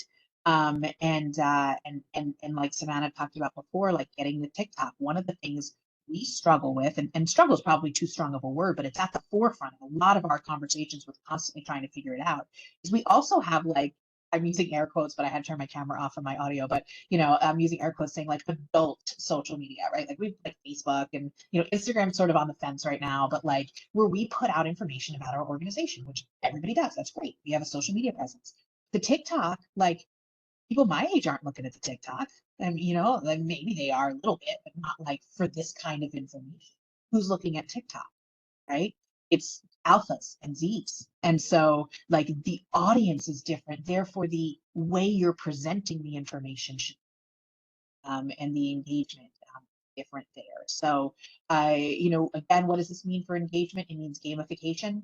It means real integration, not just like this needs to be digital and technological, right? Like, really integrating those two things. Somebody just, it popped up and went away, but somebody just said something really valuable about speaking to the parents, right? And I know we have a variety of people in the room and not everybody is got their parent hat on, but for those of us that are also wearing their parent hat while talking about this information, as parents, we do need to be knowledgeable. You're absolutely right about what these apps are and aren't, what these social media platforms can do, what they can't do, how they're harmful, how they're helpful. Again, that whole like idea of like looking at it through the eyes of a different generation is very easy for us to say it's all evil, right? It's all bad, you shouldn't have it. And while there is an age that might be true for, it's also the world that they're going to live in as adults and young adults. And so there becomes that sort of age-old question, like, when do I put the training wheels on them, right? When do I allow them to explore this under my watchful eye, so that when they do become quote unquote old enough to have it, and they're adults and they're navigating this world and social media as a part of it, do they know how to navigate that with emotional safety, right? And so that's like a whole other webinar, but but that's worth mentioning here as well, right? A good example of that would be like, Snapchat. I was always afraid as a parent of Snapchat because I didn't use it. I didn't know it. And so my child, who is now almost 17 years old, just got Snapchat. Just recently, maybe the past couple of months. She's like, Mom, she's like, I'm gonna be a senior. I'm literally the only person in the world that does not have Snapchat. And so I went, okay. So I downloaded it. I played around with it. I figured it out. I talked to her. I've also given her a good foundation of like social media in general, so that helps. And then I allowed her to have it, right? But we have to be on those same platforms as parents. That's my point. We have to be on there, and we have to know how they work, and know their perception, right? And what is super important socially there, right? Like what's going to have the impact. And then yeah. So that was a sidebar, but an important one anyway. So thank you for sharing about Gen Alpha. It's really important to know how they engage, right? So that we can engage them properly, and it's not boring, right? It's not boring, and it's relevant and all of that. Okay. When we start talking about adolescence, we got to talk about the teenage brain, right? Understanding that adolescent brain development is crucial for effective at that particular age. During adolescence, the brain undergoes significant restructuring, with the reward system developing earlier than the prefrontal cortex, responsible for decision making and impulse. So this mismatch helps explain why teens may be more apt to engage in risk-taking behaviors despite knowing better or having been taught better, right? And then this period also represents a time of great neuroplasticity, the brain's ability to form new connections based on experiences. This makes adolescence both a vulnerable time and an incredible opportunity for positive intervention. This goes back to what we were talking about before, where we want to put some of this stuff in place when they're younger, because that whole like emergence of that 6C is really growing, grades 1 through 4. But then what if you get kids that didn't have that foundation, and you didn't have the ability to reach them earlier, right? This period of time in their development, they're very open to positive intervention and the impacts of it. Their brain is able to make new connections. So by structuring activities that engage teenagers' natural interests while providing sort of that appropriate scaffolding, we can support healthy brain development. The children's brains develop at different speeds, just like their bodies do, right? Different parts of their brains are going to develop at different rates. And that's shown in brain scans. In fact, some parts of the brain, like the prefrontal cortex, do not appear fully mature until 24 years old. Other parts of the brain, like the amygdala, which sits deep in the brain, those appear to be fully mature much earlier, right? And so this mismatch explains a lot of that behavior. So the frontal lobe, the prefrontal cortex, that plays an important role in regulating mood, attention, impulse control, abstract thinking, right? Planning ahead, seeing the consequences of your actions, all those things that aren't in place a lot for teenagers, right? But the amygdala, the part that's fully mature, fully developed, that's activated by potential threats and strong emotions like fear, anger. That leads to fight or flight, aggression, reflex-like responses, right? So that's super mature. So we're starting to see some of those like teenage I always joke at my house, like we have big feelings again, like we did when we were a toddler, right? We're back in that phase, right? And so it's because of that amygdala that is fully mature. And there's not enough of a prefrontal cortex to really regulate it, particularly if the things that we are doing as parents or as program providers or just as adults in general is activating the amygdala. If we activate that part of the brain, they can't hear the little bit of prefrontal cortex that they have. If we are approaching and engaging in a way that is really drawing out the little bit of the frontal lobe that they have, they're going to be able to access things that part of the brain is responsible for much easier. They're not going to get into that fight or flight, right? So the amygdala finds its voice sooner, right? And that's one of the reasons why they're more moody, they're more impulsive. It's a little bit of that prefrontal cortex is a whisper, and the amygdala is screaming. That's another way to see it, right? So, and so that difference in that brain maturation, that can sometimes have tragic consequences. One of the things is like when you, as an example, if you are really engaging with a teenager and you're having these quality conversations and you're asking them like, is it a good idea to get into a car with friends who are drunk? Most of them will say, absolutely not, no way. Prefrontal cortex is talking. Those calmer moments, they can think abstractly, they can see the consequences, they know it's a risky decision. Now it's the heat of the moment. Their peers are waiting for them to get in the car. They're being impatient. That more developed amygdala is screaming, just get in the car, right? And they are not making decisions, right? We're thinking, why did you make the decision to get in the car? That's not what they did. They didn't make a decision. They just did what they were asked to do because the amygdala was out. The teenage brain, again, it's ready to learn and adapt. It has an amazing ability to adapt and respond to new experiences. Now, how does this, when we talk about engagement, we talk about programming and development, right? Studies have shown taking challenging classes, exercising, engaging in creative activities like art or music can strengthen brain circuits and help the brain mature. Let's look at this through a generational lens. Don't automatically assume that doesn't mean technology. We can make music with technology. We can do art with technology. We can even exercise with technology, right? It's about incorporating if we're going to engage them, right? But those creative, even like, the robotics and the coding and things like that, if we're doing anything that is challenging and creative and also has some physicality, we can actually help the brain mature and strengthen those brain circuits, give that prefrontal cortex a little bit of a boost. Keep in mind too that the teenage brain may respond differently to stress.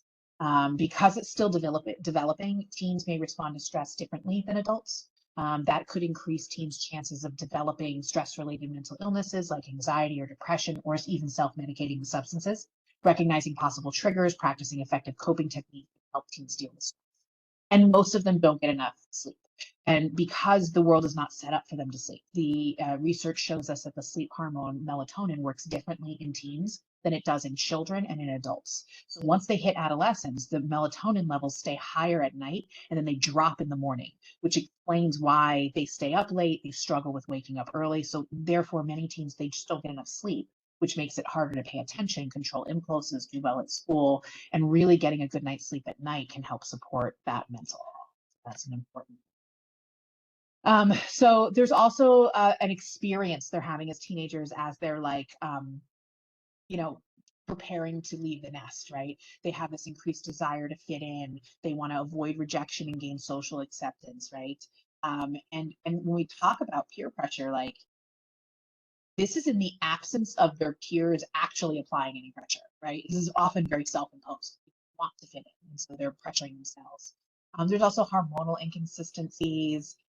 There's personal and social confusion and anxiety. They're seeking that independence, that individuality. They want to separate from their family because they're gaining independence, and the whole point is for them to become their own person with their own life at some point. And so, I heard it described this way once that I thought was like super great. It was in order for them to leave the nest, they have to mess up the nest. They have to make it uncomfortable and prickly, right? So you could have created the most beautiful home environment for your teenager, and they might still jack that up because they want their like, natural desire to just go out on their own, right? And it's a good thing. It's what they're supposed to be doing. Their methods aren't always kind and gentle, right? And so it becomes easier for them to relate to their friends than it does to their parents. And that can sometimes lay the groundwork for peer pressure. So they're having that experience on top of what's going on inside of their brain. So let's take a look at best practices. I'm going to let Savannah take over on this slide here and talk to us about some of those best practices. Yeah, of course. So the power of peer interaction, right? The power of peer interaction is a powerful force for youth development. Research has shown that well-structured peer interaction can enhance learning, building social skills, providing emotional support. Young people often learn differently from peers from than adults. And I can concur to that because when I do get in front of a group of kids, I tell them at the very beginning of my presentation, I'm here to lay the groundwork. You're here to build the house, right? And I kind of give them that kind of aspect, like, here, you're not just gonna listen to me talk, da da da, and have a wah wah wah moment. Like, we're gonna interact, we're gonna intervene, we're gonna have those. So shared learning, which is the peers as co-educators, right?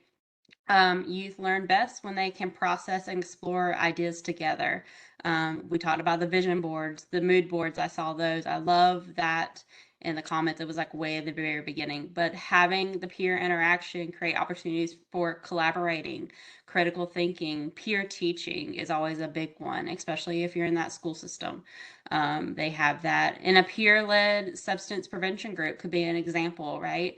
Teens role play how to handle peer pressure at parties. Like Laura was saying, they know that person's been drinking at the party, they get in the car, it's, that brain screaming, that kind of thing. Having that opportunity to, go, hey, no, I'm going to, call an Uber, or I'm going to call my mom, and that kind of thing. Having that identify identity development. Wow. Who am I in the group? And I love this one just because I think back up to the 4-H groups.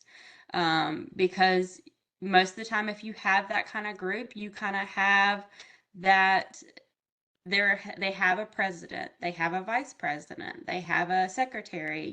They've given those students a title and a job and a thing to do, right? It plays a huge role in the youth exploring and defining who they are, and identifying and challenging youth to think critically about their values and their, what they have to do for their group to make it thrive.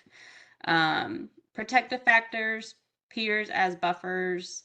The kind of like where I go with when I talk about this, a positive peer interaction can act as a shield against risk factors like substance use, violence, those kinds of things. Belonging to a support group builds emotional resilience, right? They have that responsibility of being at that group every week or bi-weekly. And example for that is students in a peer mentoring program, which I love, because if you know, like the boys and girls group, big brother, big sister groups, those kinds of things, and when I was teaching, again, I started out in the middle school era, did that for a couple years, and I went over to elementary, which I was more in the 4th grade and 5th grade. And to have a conversation with some of those kids and going, oh, I look up to my older brother or a friend, somebody older, and having that connection was beautiful, because they have that mentor, they can look up to. Skill building, which is learning by doing today, right? It's teamwork, it's communication, it's leadership, it's conflict resolution, skill build, problem solving are all developed in the peer space where the youth can take the initiative and they can collaborate.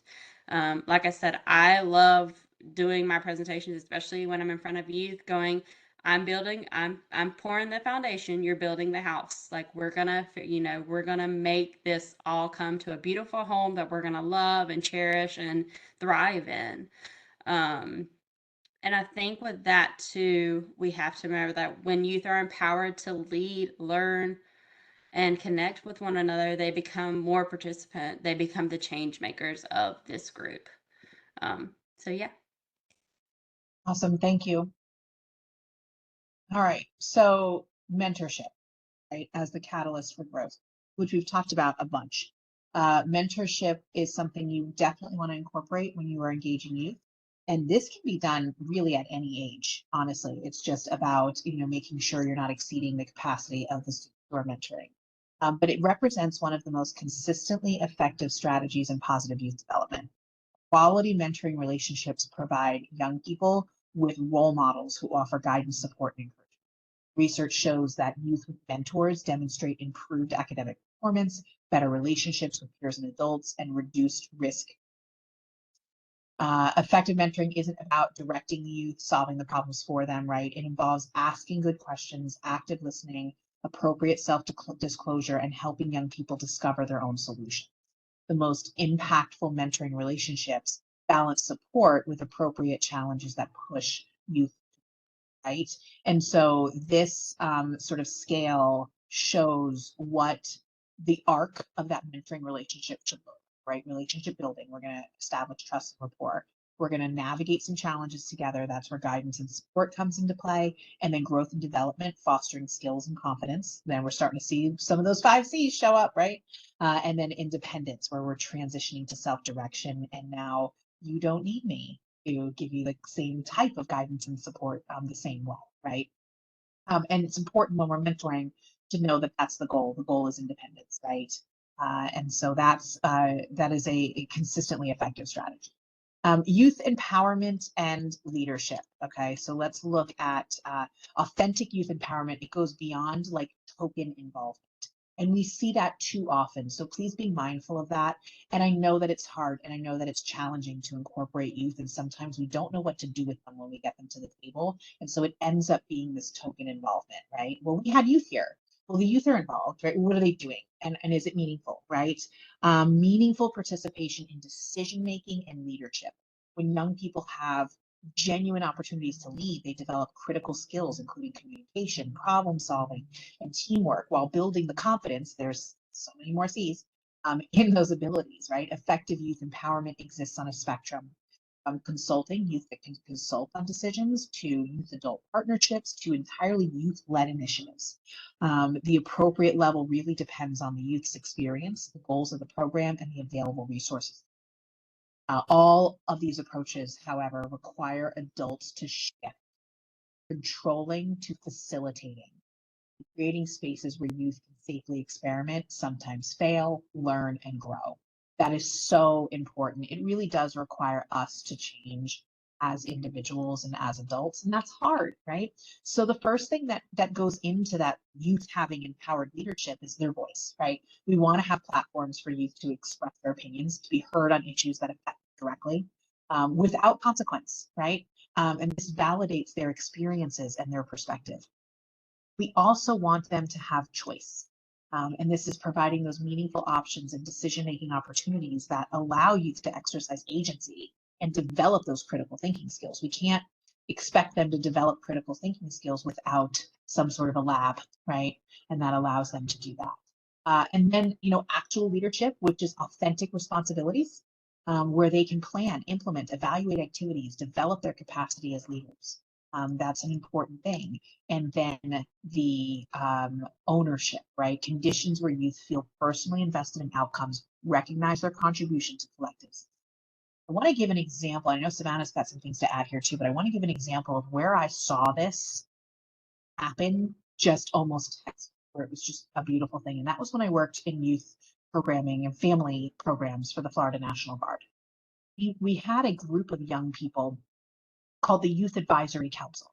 And that didn't happen overnight. That was a group of youth from all across the state where they were teenagers. And it ended up, they went through like leadership classes. They went through, it was a whole, it took a couple of years to develop. But where we ended up was with a group of anywhere from 6 to 12 people. And this was a statewide group. This represented the entire state.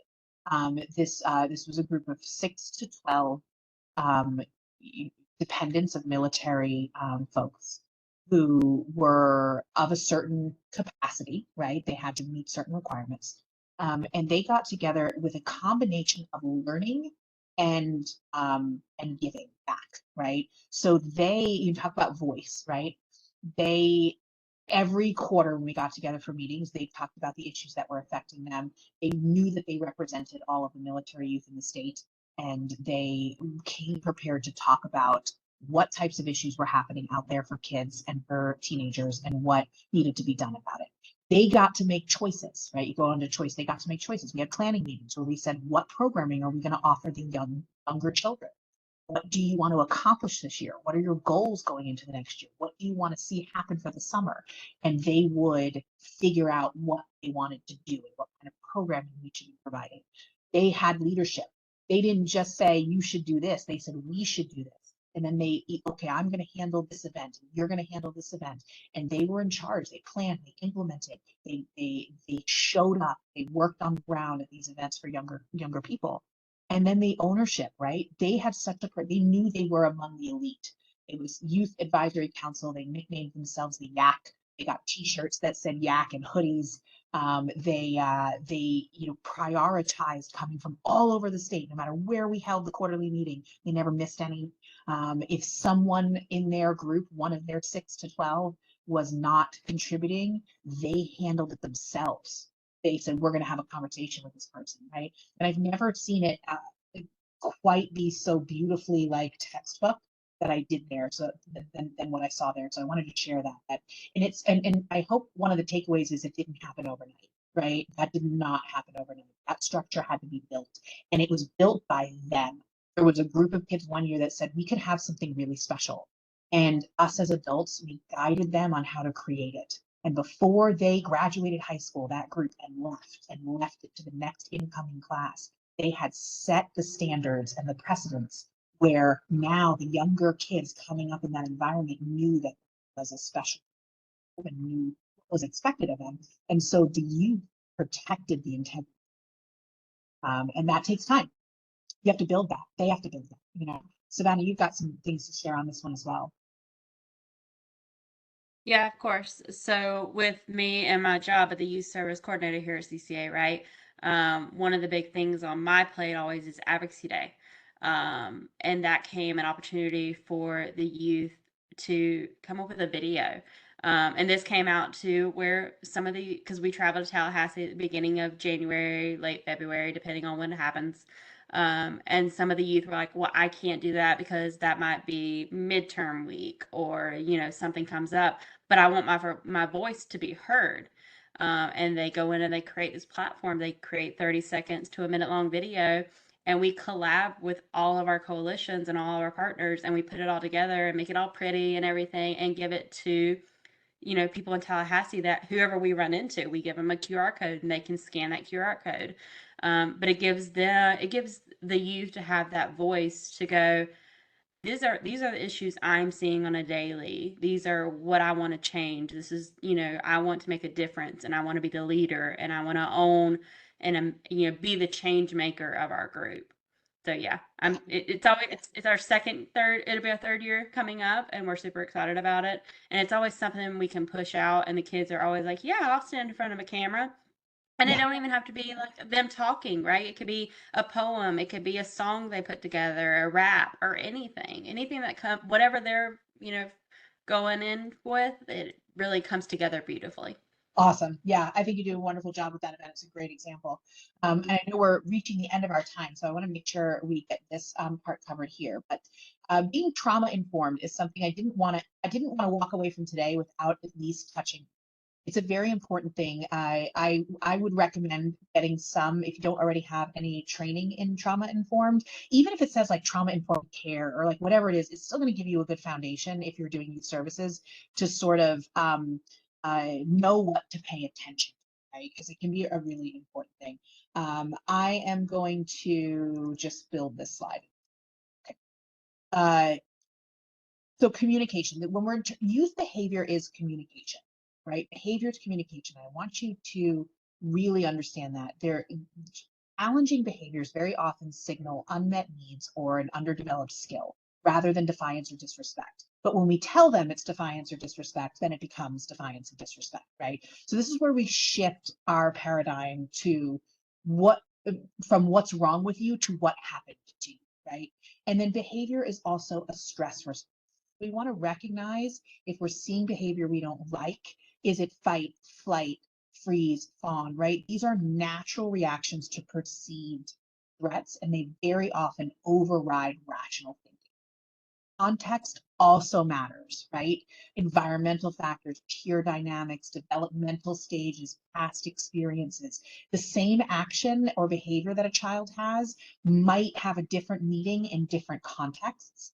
And then what we want to do when we're responding to challenging behavior is really looking for strength-based stuff, resiliency, creativity, adaptability, even in the challenging behaviors. Like sometimes they have broken all the rules, but dang, that was creative, right? So like, let's look for like what we can pull out the skill that we saw, right? Why do we have to be trauma informed? We have to be trauma informed because it's what recognizes that many youth have experienced adverse events that impact their development, their behavior, and their capacity to learn.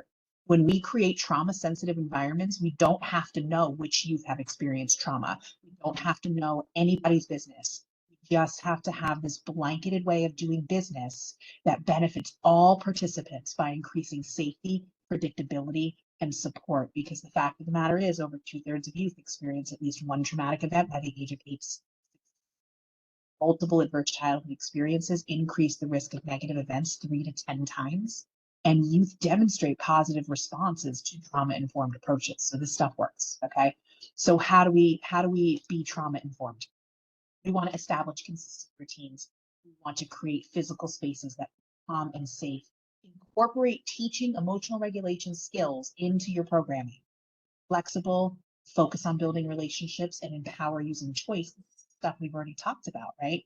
This is what helps youth develop resilience and the ability to adapt positively in your environment despite whatever adversity they may be experiencing or have already experienced.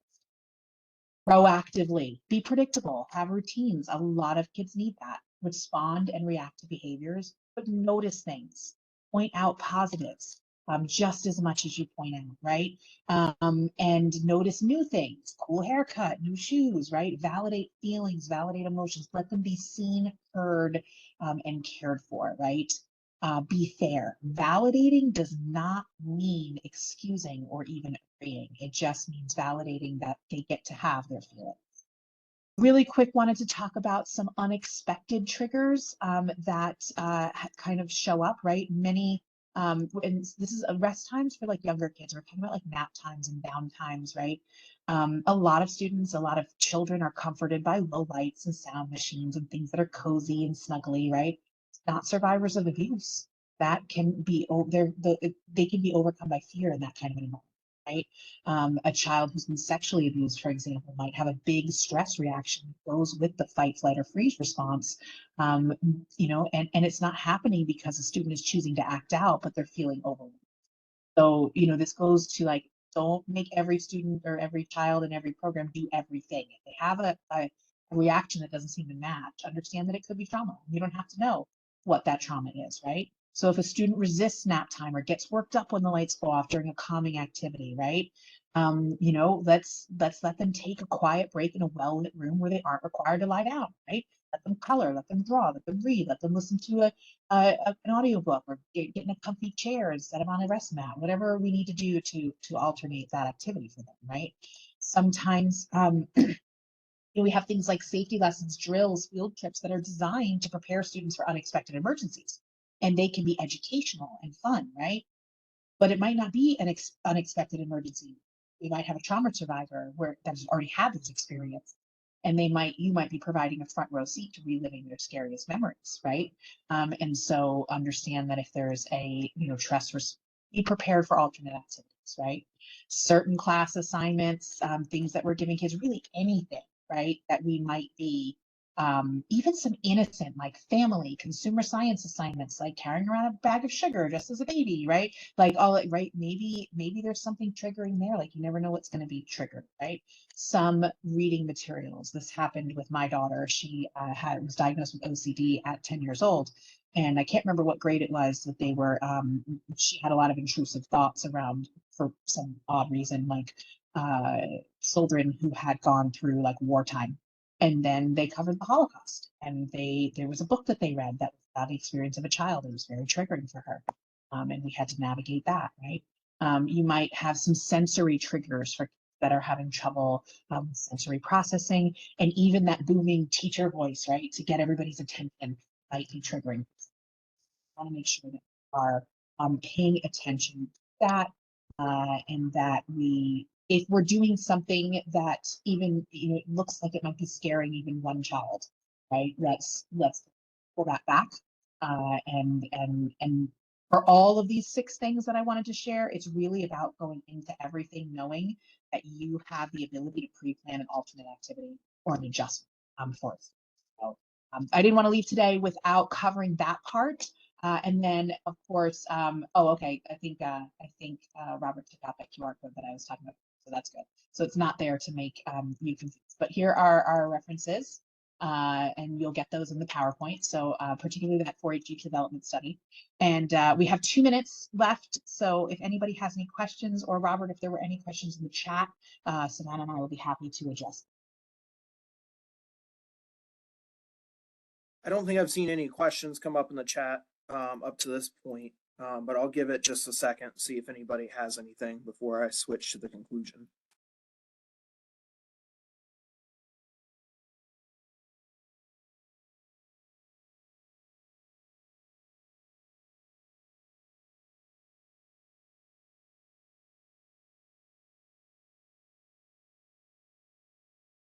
Okay, so I don't see any questions. I do see one about CEUs. I'm going to go over that. So with that, I'm going to switch it over to the conclusion, Laura. Let's see here. Thank you guys both for your time and your information today. Really appreciate it. I know that this is very helpful for our attendees. We have included Laura and Savannah's contact information on this slide. So if you have any questions that you didn't get a chance to put in the chat throughout the presentation, we're here at the end. You can email either or both of them with your questions. Again, Laura and Savannah, thank you so much for your time. Everyone, please note a couple of business items before we conclude today's webinar. First, I'm going to post a link to the evaluation in the chat along with the PowerPoint, but the evaluation is in the chat at this moment. Additionally, when I end the webinar today, your web browser should populate a message that says the host or presenter would like WebEx meetings to open a website on your computer. That is WebEx attempting to redirect you automatically to the evaluation. So click continue to be automatically redirected. You must sign into your FATA account to complete the evaluation. If you do not have an account, you can register for one at no cost. You may do so by clicking haven't registered yet underneath the login menu. Please use the same email address you used when you registered for today's webinar when you set up your profile on FATA's website. This is the only way for us to connect your attendance at this webinar with your profile. If you used to be reported to CE Broker, for Florida licensed healthcare practitioners, you must provide an accurate Florida Department of Health license prefix and number the first time you register. If you need to add or update your license number, you may do so by logging in and clicking edit on the professional information section of the website. You will get a third opportunity to complete the evaluation through a follow-up email later today. As a reminder, the evaluation will close at the end of the day on Wednesday, April 30th. If you need assistance with account login, account registration, or evaluation completion, you can fill out a contact us form on the FATA website or email training@floridabha.org. We do not email statements of credit. Instead, after we verify your attendance and completion of the evaluation, a statement of credit will be posted to the professional development section of your profile in your FATA account within 30 business days. You must have attended the entire webinar and completed the evaluation for a statement of credit. We are not permitted to provide partial credit. As a reminder, the recording and materials used in today's presentation will be available on the FATA website within 30 business days. To access the recording and PowerPoint, visit www.fata.org, navigate to the Resource Center, and click on Training Library as shown on the screen. Thank you everyone for participating in today's webinar. Thank you again, Savannah and Laura, for your time. And we'd also like to recognize and thank the Florida Department of Children and Families for funding today's education. Have a great day, everyone. Enjoy your weekend and please hold for the evaluation.